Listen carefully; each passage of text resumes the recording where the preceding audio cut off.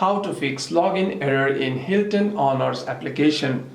First, if you're having any kinds of problem on the application or on the website, you need to make sure that your device is connected to a secure network.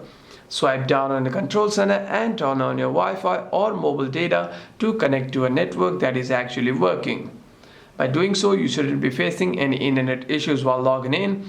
However, if you're facing any other kinds of login errors, simply go to your settings, tap on General, and tap on iPhone Storage.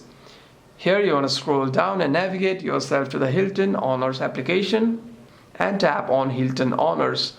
Tap on Offload App and Offload App again. Simply tap on Reinstall App again. Simply tap on Reinstall App, and what this does is it deletes the application whilst keeping its documents and data. And the next time you open the app, you shouldn't be facing any kinds of login error. However, if you do face any other kinds of problem after this, you can simply restart your device once and open the app again. Hope this video was helpful. Do like and subscribe.